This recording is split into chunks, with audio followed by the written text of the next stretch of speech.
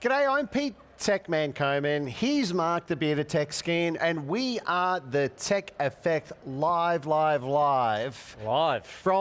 the AVIXA TV studio here at ISE 2026 in Barcelona, Mark. G'day, Pete.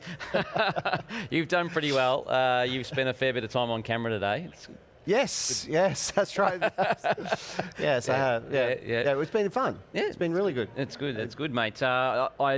Did you see the LaSalle University Tech Tour video that got? Absolutely. How good was the footage? How good do we look? How good was the cameraman? It was. The AVIXA TV crew did a great job in condensing. Yeah. What was probably about 200 gig. Oh my God, there was so much content. There was it's like, content. Hey Mark, if you got a USB drive, like it's like, yeah, there you go. Yeah. Thank God someone else was editing it. But yeah, I have to say, like we saw that video for the first time this afternoon. Obviously, we were there, we were filming it all, and we had a lot of fun, and it was absolutely amazing. And like you said, we created a lot of content. But you never know what it's going to look like, you know. Yeah. And to his credit, we have to give credit to the sexiest man in AV. Yeah. Mark Metzger, the sexiest man in AV. He did a fantastic job filtering. I don't know how many hours it took him to go through all that content, and he did amazing. So that'll be up on probably on the AVIXA Exchange website very soon. Very soon, yeah, and maybe a longer form somewhere along the line. That's right. There's a great interview there. That's right. Hopefully, that'll get a view from my mum and a view from yours. Exactly. Exactly. That'd be great. and also, you'll see the content from the virtual production studio that we created this afternoon. Which had a lot of fun with the green screen. So you've been there for a few hours. Yes. Yeah. So what have you covered today? Oh no! Look, we had Craig Durr from the Collab Collective. So he came on. One of the smartest men in Oh, I think he's trying to cut our grass. You know what I mean? Like he's doing a lot of this content, right? Not yet, Craig. Craig, just chill. Got a bit of work to do. Yeah. And then we had Fabio. Right, Fabio, who's a digital signage expert, right? So I interviewed him on the green screen. Who else? We had Tupac, who was very interesting and entertaining. Yeah, he was a at the very same interesting time. guy. Yeah. It was good it's not often you have someone who's interesting and entertaining. Normally, it's one or the other. No, I don't know. Or maybe none. I try to tick both boxes. He's an artist, though, isn't he? Sorry, Tupac. Tupac. Yeah. So he has a podcast, and he's a creative director. That was his title, creative director. Broad term. Yeah. Yeah. Nice. These creative types, you know, they can't. Yeah. Very special, very wonderful people. Special breed. Yes. Aren't they, Pete? Yeah. You're the crickets. And when we got to do a little bit of a rap, tech rap. They did a bit of a cameo, as well on the green screen, the virtual production studio, and it was amazing. It's just super cool what they can do, showcasing all the companies that, I mean, there are many companies that come together that partner with AVIXA TV to create this amazing studio. I'm sure we'll cover this more tomorrow, but I'm always in awe when I come here to this studio and just go, the amount of work that has to happen against trying environment. Yes. We'll cover this more tomorrow, I'm sure, but they do a fantastic job. Back to the show. On with the show this week. Yeah. So, look, Pete, you've been pretty busy. I have, yes. Today, it's always a busy you've been week. doing some editing, and so I got to kick you to the curb. And that's right. You got to see the show. I'm there. Yeah, because we're always really day one, day two. We're really busy together. We're shooting. We do a lot of stuff. Today, you were editing, and I was just kicking, and then over here, and I was kicking around, having a bit of a really good look. What did you see? I mean, you mustn't have known yourself without having this dead weight sort of. Hey Mark, come here. Hey Mark, come here. Hey Mark, come here. Hey, do this, do that. Yeah. Look, it's really nice. I was quite excited to get down here today and have a bit of a look. So without me. Yeah. I didn't say that.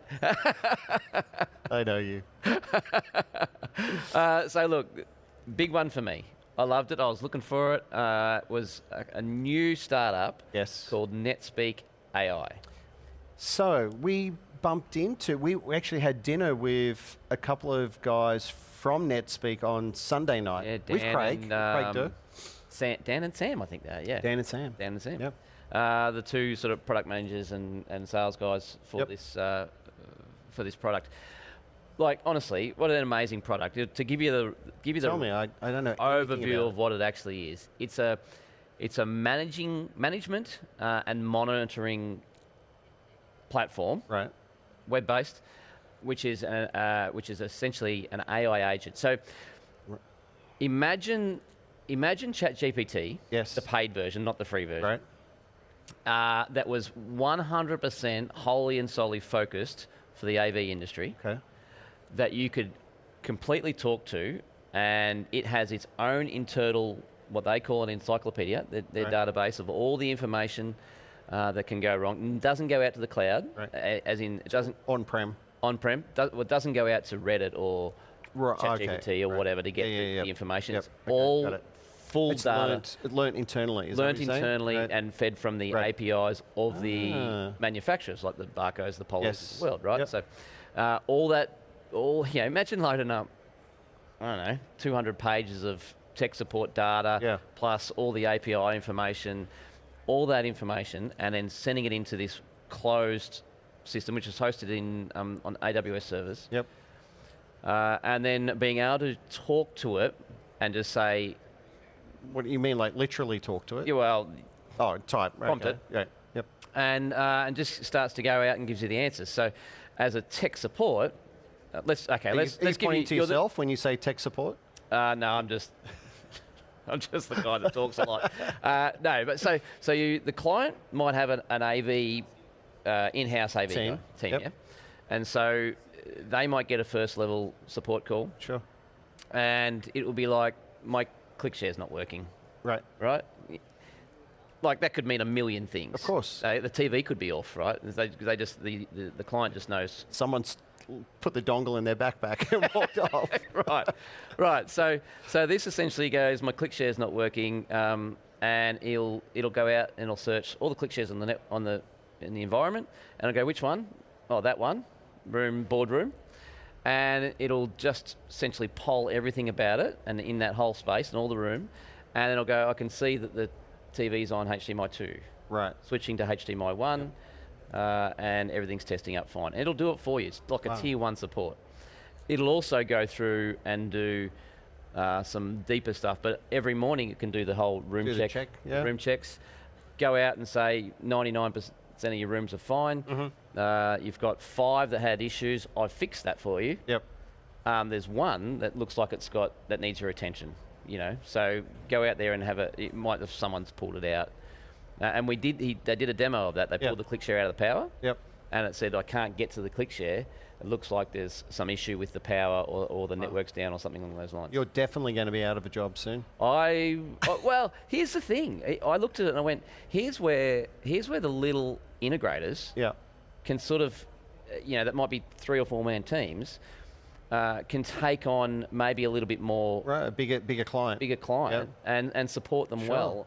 Yeah. And it allows us, because we're always trying to find ways at edges, or essentially we're trying to find recurring revenue. Sure. Right? Yep. Because as AV integrators, it's so project-based. Yep. You get one done and you're fighting for the next one, right? And that's hard to manage cash flow. It's hard to manage a lot of stuff. So if we can get some support programs and SOAs essentially in place for areas where they, like K-12 environment for MySpace, they're not really used to this SOA in the AV space, right? So this service level per month thing, and we could actually do that without having to go to site. So I think it's a huge opportunity. Sounds I really impressive. like it. I mean, I said, I'm in. I just walked away. I'm in.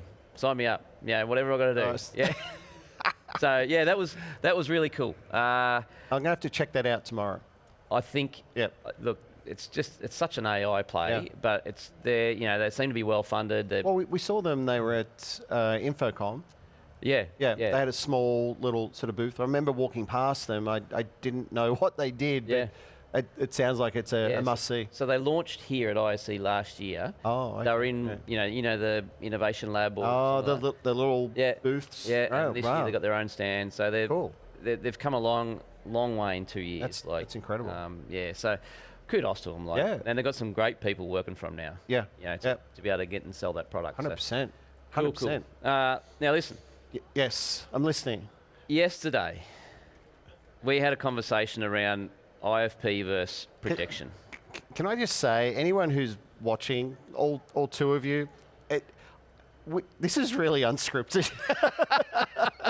I never know. I get nervous when you start talking like that. I never know what he's going to say. Look, so to some degree, we dissed projection a bit, right? Yes. Now, today, it has a place. It has a place, and this is the point. Yeah. So today, I was wandering around, dropped into the Epson stand. Okay. And lo and behold, they had a projector. You're doing it well, Epson. It's a great stand, huge stand, but they had an immersive wall. Really? They'd built an immersive wall. Using the snorkel lenses? The Ultra? Oh, no. What? So it was on the floor. So shooting up. Oh, okay.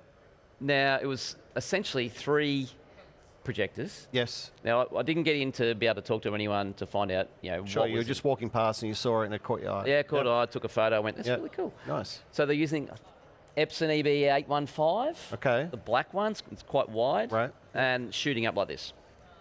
Up onto the screen. So it must have some form of snorkel-like... It's an ultra-short throw. It's an ultra-short throw. Yeah, and they're 5,000 ANSI, I think they are. Okay. So they're not 10,000. They're not lighting up the world. I mean, normally an immersive space is relatively dark. Yeah. Light is controlled. Yeah. So then they had a wall, 3 walls essentially, diagonal. They were joint walls. So I don't know if there was edge blending processing in between, or whether I think the Epson projectors do a little bit of that on their own. They do. No, they do. They have internal edge blending. Yeah. Right. Yeah. And then in the past, I don't know what their current specs are, but I know that in the past that they've had like 100 points of correction. That was many years ago. So I'm sure they've probably improved 1,000, or whatever it may be, which is handy, especially when you've got a wall that's not flat or a curved wall. You need that. Yep. Yeah. That's right. So. Look, it was good to go in there and see it and look at it and go, there is... Projection's not dead. Projection's not dead. Yep. And as I say, we dissed a little bit yesterday in sort of the classroom, but it absolutely has its place.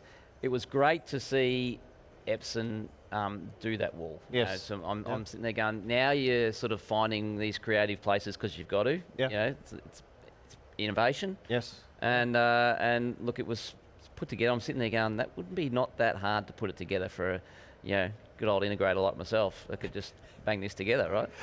Yeah, I'm not so sure about that. How hard can it be, really? Yeah. Famous last words. What else did you see? Anyway, so went and saw. I went and saw KRA. KRA got I think 3 stands here.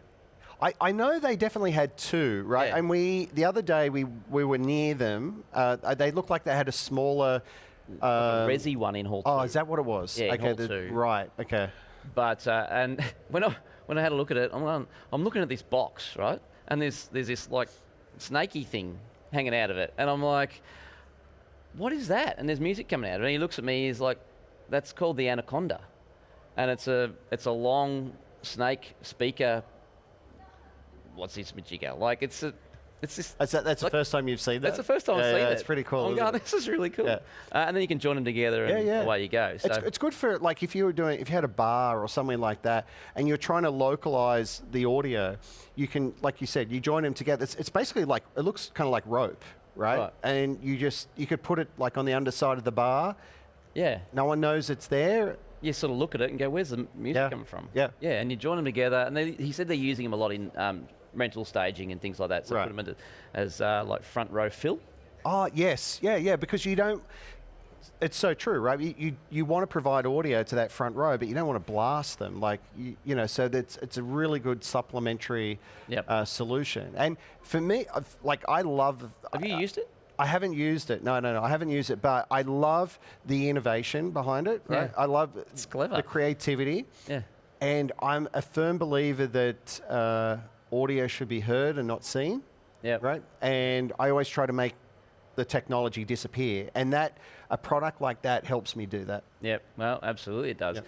But it's not the only one. But it's not the only one. Yeah. Great segue. Well, only product that they have that's like that. Yeah. That's right. Yeah. So so I was able to wander over to Hall 7. Yep. And have a listen. You know, the audio hall always gets the juices flowing. Yes. There's always someone turning up way louder than they're supposed to, annoying their neighbours, and then they go back and forth. But I got over to the KRA, got into the demo room. Okay. And they... Is that in 7 or 8? 7. 7, okay. Yeah. So, look, they've got a demo room on their stand in the hall. Oh, it's on this. The demo is on this stand? Yeah, on their stand. Oh, Yeah. okay. So I'm like, I was thinking about it. I'm going, I think more audio companies should do. I mean, there's limited space. I get it, but it's easy to walk into a demo stand, into a stand in that hall, in that audio hall, and walk into the demo there rather than walking up, in those big spaces, especially if you've got something like KRA. So they had a 4-inch, it's called the Lizard, I think. The Lizard is the little tiny speaker that just fits in your hand. Yeah, it's about 4 inches high. Yeah. And I think it's got 4 half-inch transducers. It's crazy, isn't it? It's pretty amazing. Yeah, for the size of it. Yeah, and then they had a sub supporting it up in the ceiling, and did a demo on that. We've done projects where we've had to put speakers in, like whether it was, I can't remember if it was a court or we had to localize the audio. Yeah. It could be somewhere like a UN or a council chambers or things like that, where you want to provide obviously a microphone to everyone, but you also want a speaker and you want to localize that. And especially like we were talking about, I think yesterday with AI media, and you've got translation and so on. Yeah. Does everyone really want to sit there with headphones on, or could you localize it with this tiny little speaker? You have to see it to believe it. Yeah. Like he held it up, and I'm looking at it going, okay, well, that's going to sound terrible. It's like, and I'm like, and you could see him when he started playing music out of it. Everyone's face was like, really? Yeah. And you can see the big smile come to his face. He's like, it's amazing. I know what you don't know, sort of thing. Yeah. So that was amazing. The other thing they had in there was, now I just checked my trusty diary. They've got a couple of different speakers. So they've got the Viper, right, which is I'm pretty sure that's the next size up, which is a very much an architectural speaker. So linear kind of speaker. It actually has some little clips on it, so you can actually just pop it up into the ceiling and like a light fitting kind of thing. Right. So like easy install. Once again, we specify those, especially when we've got high-end architectural ceilings, and we don't want to. I mean, one, we don't even have the space for a round speaker, but we want to integrate that in, and we, once again, trying to make it disappear, and they make some wonderful products like that. Super slim. Oh, yeah. Yeah, I think it's about, I don't know, 700 high, and maybe, 50 mil wide? Yep, yeah. So in the American terms, it's 2 foot an inch. 2 foot by an inch? 700, so it's 2 feet by an inch. Yeah.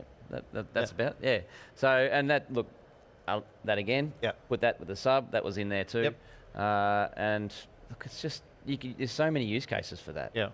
So. And then, but what I love is that they have a speaker for nearly every kind of environment. So you go from the tiny little ones, and then you go up to, the Vipers, and then you've got they've got some square cubes as well. Square cubes, they've been apparently very popular, and also the Caymans as well, which are I love the Caymans. The Caymans are a linear, or a column line array, right. So they've got 2 versions of it. They've got a steerable version and non-steerable. And they've got 4-inch drivers in it. So I think it's got 8 4-inch drivers. They're a metre tall. We use them at football stadiums. You know what I mean? Like, they're incredible. Yeah, they really are. And you say you can stack them up. Oh, you can stack them, and you can daisy chain them, and you can. It's like really clean. It's kind of audio, but not as you know it. Are they Dante? I don't think so. No. They've got amplifiers that are Dante. Oh, okay. Yeah, so they go back to the amps, and the amps are Dante, but the speakers, I'm not aware that they make any Dante speakers. Yeah. Yep. Okay. Yeah. Okay. Look, they are releasing new ones called Coral RG102. Okay, you're telling me about this. Yeah. So this is probably not the same form factor as it's definitely not as the Lizard and the Viper. This would be 125 mil, 150 mil, so 4 inches wide. Okay. Thereabouts. Don't make me do math. Okay. Times by 2.5. And about a metre high, right? Okay. And so the real cool thing about it, and this is a brand new product, right, is their ability to switch the tweeter on and off. So it can run as a line array, column line array, right, or they can switch the tweeter off and it runs as a point source. Nice. So essentially becomes, or switch it the other way. Anyway, you switch one of the ways and turns things on and off. And then when it's running in point source, it's 90 by 90 dispersion. Okay. Instead of the standard dispersion that you get on a line array. So it was, look, they ran at 2.1, ran a sub, and they played, what's that movie? That movie that Hugh Jackman's in with, I don't know, it'll come to me. Never Enough, that was the song. Okay. I'm not going to sing it for you. How does I it will go? if you want. No. And it was just to play the movie, right? And so it was really, really good. But the point was, you could use it for, like, you pair it with any sub, any of the KRA subs. Okay. Normally they don't like you doing that. Oh, well, any of the KRA subs. Sorry, any of the KRA subs. Right, yeah, I was going to say, because there is... Keep your tonal... Yeah, no, look, they've got some special sauce. I don't know what it is, right? But it is some special sauce with what they do. And that's why they say, hey, look, you really need our subs to support it. Yeah. It's part of the magic. It's part of the magic, the voodoo that goes with it. Yeah, so, but it was like you could use this for home theatre. You could use this in commercial environments.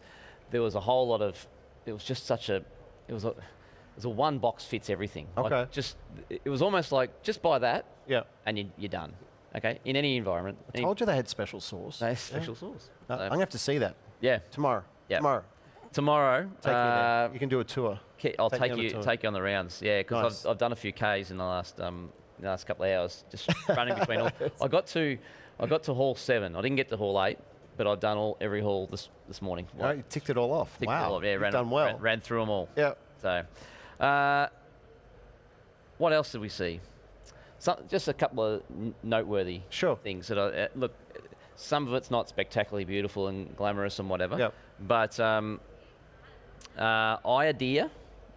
What are they doing? IDEA. Yeah. All one word. I can picture the logo, but I don't know what they do. So they are essentially hardware manufacturers. Okay. For room booking panels. Okay. And something else, but basically room booking panels. So do you know Concierge? The room booking panel Concierge? I've heard of it. I've never used it. I think it's an Australian company. So essentially, they make the hardware for Concierge. They put their OS on it and. Oh, so they actually make the panels themselves. They make the hardware. Ah. Yeah. Okay. So you can run anything you like. You can run AppSpace. You can run. Got it. You know. Was it like Android based or something like that? Here's the thing. Right. It's always been Android based. Okay. But now there's been this we're getting more and more security conscious in this world. Sure, of course. Of AV. So what they've done is they've built their whole back end on MDEP. Okay. Essentially meaning, which is big game changing.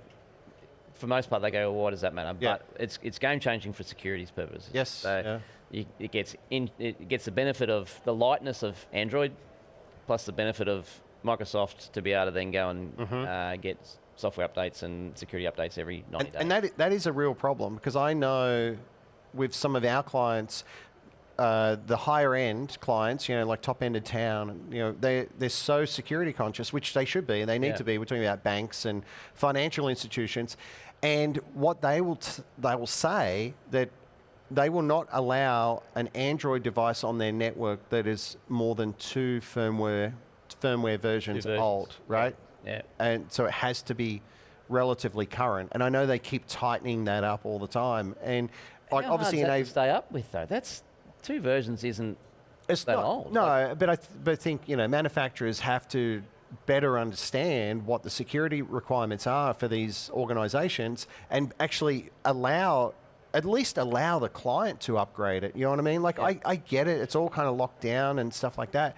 But you know what I mean? Like, it's really the difference between getting on the project or not. Yeah, 100% agree. Look, I have wandered around, and today I noticed one panel running Android 16. Okay.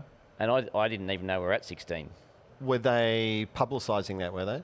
Yeah. Okay, no, but it said probably for that reason. But, you know, we've seen 14. I know panels on the market that are just getting past 9, right? Yep. So, I get point in case, I get it. It's a security risk, yeah. It's a security risk, but it's like, oh, wow, like, that's a long way back. Yeah. So, but anyway, to the point, they're running MDEP. Okay.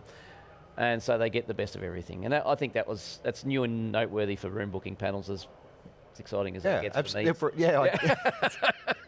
I wonder where you were going with that when you're talking about room booking panels. Yeah. Like, really? Yeah. Yeah. But that is cool. No, I agree. Cool. I agree. It's new and different. Yep. Yes. Yep. So I think, lastly, the other one we've saw, I don't think we've spoken about it, is the SCT. SCT, yes. RTK AM1. Yes. Yep. I got that out. SCT, for those that don't know, Sound Control Technologies. Yeah. Which is a wonderful company. I mean, you know, Dave and the team there, and Chris and everyone. Yeah, look, you know, they're friends of the show. Jason Rosaire. Yep. Yep. Over in wherever he is. Asia, Hong Kong. around there. Yeah. Look, great company, you're right. I think Dave's a nice guy, really looks after his people, seems to have good foundations and whatever. The RTK AM1 teamed up with Poly. Yes. Solved the problem with the Poly G9 and the TC10, which is that you can't really do BYOD. Yeah. So they built this RTK where you plug all your Poly stuff at the table. Yes. All your mics, everything else. All the inputs. Yep. And then send it over Cat 5, 6. Well, no, what 8. was interesting, I remember you asked him that question, you asked Chris that question. Yeah. You said, look, what cabling do I need? And he said, well, it really depends on how far we're transporting it, right? Which is a good real conversation. Which is, it is true. Yeah. I wouldn't really be promoting it. You know, I'd be saying, you know, but sometimes you're in an environment where you're stuck. an existing environment. Yeah. I know, and that's the space that they really play in. Like a lot of the time, right? You know what I mean? They're solving problems. So that's kind of what they are. They're problem-solving. That's right. They walk into a room and it's like, oh my god, like how are we going to fix this? And like you said, quite often that maybe a room has been installed for like the last 10 years and they want to upgrade it, and there's existing cabling infrastructure there. Yep. Maybe it is Cat 5, Cat 5e. So I get it. I'm talking really for a new build. Like it's like, hey, this is the cabling. Yeah, of course. Yeah. That just makes sense at that point. Yeah, right? yeah. So, but look, great little box. Send it over, Cat. Pull it out the other end. You've got BYOD, and you've got the MTR compute device. Yeah.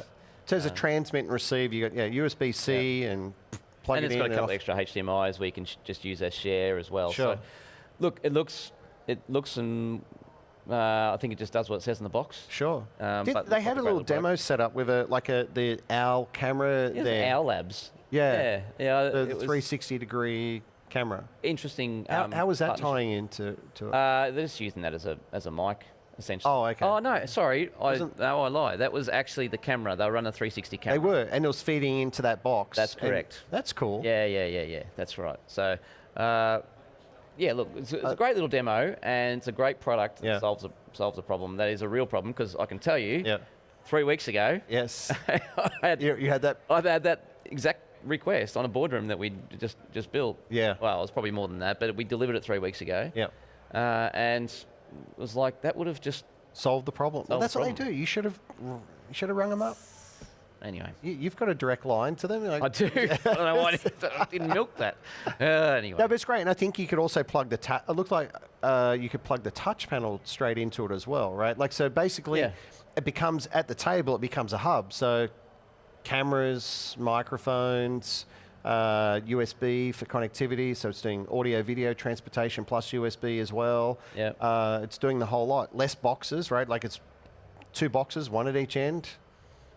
Problem solved. Just Don't make it harder than it needs to be. No, exactly. Yeah. Yeah. So, Was there anything else you found? oh, look, on your travels? there's probably heaps. You know, I mean, there was heaps because I went through 6 halls. 6. I actually did get outside because I always love to get to the audio demos that happen outside. Oh, you went out there. Yeah, I was out there for a few minutes when they had one. So a little different format this year. I think they were doing one speaker demo and then they wait half an hour and then they do the other one. Sort of not just roll through the same content. It was pretty good. I mean, it wasn't Were they crazy. the big white speakers that were out there that we saw? Big, they look like big trombone. But no, they weren't using those ones. They're using HD technologies, I think they were called. Okay. Which was literally a box, you know, maybe about 1.5 feet high and about 1 foot wide, and some decent bottom end subs on it. But it was punchy, man. Like that was really tight. Normally it was like I'm sitting there going, "What speaker is it? Oh, it's that one." Yeah. And then when the beat dropped, it just went douche because it's so tight, it just hit you really hard. So it was really nice I quite liked that speaker. They've actually got a battery operated one too over there. Like literally, like Milwaukee or... Yeah. They just snap the batteries. It's got a sub that's probably an 18-inch sub and on a post, and it's got batteries in the back of it. Awesome. Very clever. Anything you want to have a look at tomorrow? Tomorrow, well, we've got some exciting things happening tomorrow. Such as? Haha, glad you asked. The Tech Effect Techonaut Awards are all happening tomorrow. We'll be running around like, can't say that, like crazy people. Yes. Yeah, can't say that on live TV, Australian slang. So we're going to go around. We've got heaps of awards. We've got, for those playing along at home, I didn't bring my glasses. We've got Best Stand, Best UC Solution, Best New Product, Innovation Award, Best in Show, Best Video Solution, Best Audio Solution. Oh, it keeps going on. Best Camera, Best Display, Best AI Solution, and MVP. Yes. The most valuable player, which is going to be hard. Well, there's so much great tech here, right? And I believe that I think you've got an eye on a few companies already for various awards. I do have my eye on a few, yeah. So I'll be running, dragging you around by the collar to have a look and make sure we agree. Approve. Yeah, agree. And and then we'll start handing them out. Yeah. Like, it'll be fun. We did it at the Infocom. For the first time. Carrying his box around like a pack horse. It was, that was fun. Yeah. But everyone loved it. They loved it. Yeah. And they were different. Like at Infocom, we had the Tech Titan, right? We had the kind of monster ripping his shirt off. And, remember we gave an award to Sony and he got a photo with doing the same thing. Yeah. It was quite good. So, but yeah, we've got the Techonauts for ISE. Yep. So that'll be great. Yeah. That'll be good. Yeah, cannot wait. So, yeah, what's it for you? Like you said, I didn't get a chance to hit the floor today, so I need to get out there tomorrow. I want to, like you said, see Epson. I'd like to see, we work closely with K-Array, but I'd love to see that new speaker, so that'll be cool. Yep. Wouldn't mind getting up to that. If we get an opportunity, I'd like to get to the music demo rooms. I went there the first year, and I haven't been there 3 or 4 years. Yep. Actually, but do you know what? There's one more thing, and that's happening tonight at 6:30. What? And it's the drone display out the front. Yeah, that'll be cool. And it's the last opportunity. So 6:30. Okay. All right. We're on for that. Oh, I'm on for that. Okay. You can come with. All right. Oh, can I? Yeah. All right, you're invited. I appreciate it. Yeah. All right. Yeah. We need to wrap up. We do need to wrap up. Hey, it's been good to have a chat today. We are back tomorrow. Okay. Yes. 2:30. We're actually early. Yeah. The show starts at 10 and finishes at after 2:30. 4 o'clock, I think. Whatever time that is. Anyway, Pete, it's been good. Thank you again to AVIXA TV, and we will see you guys tomorrow, 2:30. Bye for now.